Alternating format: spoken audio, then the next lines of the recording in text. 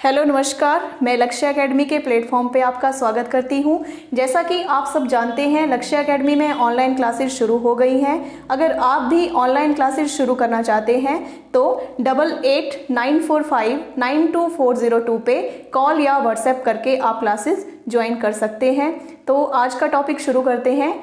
संसद के 3 मुख्य अभिन्न अंग हैं, राज्यसभा, लोकसभा और राष्ट्रपति। तो सबसे पहले हम राज्यसभा के बारे में पढ़ेंगे। राज्यसभा काउंसिल ऑफ स्टेट, जिसे संसद का उच्च और स्थायी सदन कहा जाता है। राज्यसभा का जो कार्यकाल होता है 6 वर्ष का होता है और राज्यसभा का जो सदस्य बनने के लिए न्यूनतम आयु चाहिए होती है वो होती है 30 वर्ष। और राज्यसभा के जो चुनाव होते हैं अप्रत्यक्ष रूप से होते हैं और इसके जो चुनाव होते हैं 2 तरह से, अनुपातिक प्रतिनिधित्व प्रणाली और एकल संक्रमणीय मत पद्धति के द्वारा होते हैं। 1/3 सदस्य जो कि 33% होते हैं हर 2 वर्ष बाद सेवानिवृत्त होते हैं। अब हम बात करेंगे लोकसभा की, हाउस ऑफ पीपल, जिसे संसद का निम्न और अस्थायी सदन कहा जाता है। और लोकसभा का कार्यकाल 5 वर्ष का है और इसमें सदस्य बनने के लिए न्यूनतम आयु 25 वर्ष होनी चाहिए। और लोकसभा के जो चुनाव होते हैं प्रत्यक्ष रूप से अर्थात जनता द्वारा होते हैं। लोकसभा का अध्यक्ष ही राष्ट्रपति द्वारा बुलाए गए संयुक्त सत्र की अध्यक्षता करता है और लोकसभा का अध्यक्ष अपना त्यागपत्र लोकसभा उपाध्यक्ष को सौंपता है। अब हम बात करेंगे राष्ट्रपति के बारे में, जिसे भारत का महामहिम और प्रथम नागरिक कहा जाता है।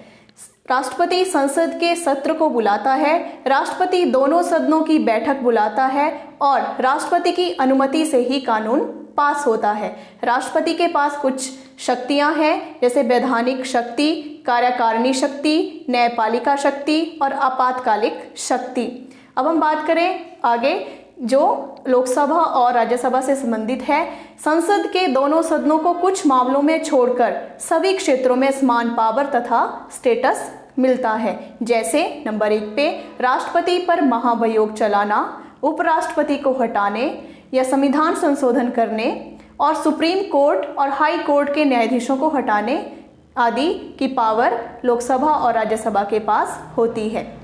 अब हम बात करेंगे संसद के स्ट्रक्चर की। संसद को भारतीय संविधान में भाग 5 और अनुच्छेद 79 में बताया गया है और जो राज्यसभा है उसका जो वर्णन है आर्टिकल 80 में किया गया है और लोकसभा का आर्टिकल 81 में। तो सबसे पहले हम राज्यसभा के सदस्यों की बात करें तो इसमें अधिकतम संख्या 250 है और वर्तमान संख्या जो है 245 है। अधिकतम संख्या 250 में जो सदस्य मनोनीत किए जाते हैं 12 सदस्य राष्ट्रपति द्वारा मनोनीत होते हैं और निर्वाचित राज्य के प्रतिनिधियों द्वारा 238 सदस्य चुने जाते हैं। 238 जो राज्य के प्रतिनिधियों द्वारा चुने जाते हैं, राज्य से लिए जाते हैं 229 और केंद्र शासित प्रदेश से लिए जाते हैं 8 केंद्र शासित प्रदेशों में से दिल्ली में से 3 सदस्य चुने जाते हैं, पुदुचेरी से 1 सदस्य और जम्मू कश्मीर से 4 सदस्य भाग लेते हैं। अब हम बात करें राज्यसभा के वर्तमान सदस्यों की तो इसमें 245 संख्या मैंने आपको बताई। तो इसमें जो मनोनीत सदस्य होते हैं राष्ट्रपति द्वारा 12 सदस्य मनोनीत होते हैं और निर्वाचित 233, जिसमें राज्य से 225 सदस्य लिए जाते हैं और केंद्र शासित प्रदेश से 8 सदस्य चुने जाते हैं। अब हम बात करें लोकसभा की तो इसमें अधिकतम संख्या 552 है और वर्तमान संख्या 545 है। अधिकतम संख्या में मैंने आपको बताई 552, तो इसमें मनोनीत सदस्य जो होते हैं 2 मनोनीत किए जाते हैं एंग्लो इंडियन से और निर्वाचित 550 जनता द्वारा किए जाते हैं। 550 जो जनता द्वारा निर्वाचित किए जाते हैं उनमें से राज्य से लिए जाते हैं 530 और केंद्र शासित प्रदेश से लिए जाते हैं 20। केंद्र शासित प्रदेश में जो 20 सदस्य चुने जाते हैं उनमें से दिल्ली से 7 और अन्य 13 सदस्य चुने जाते हैं।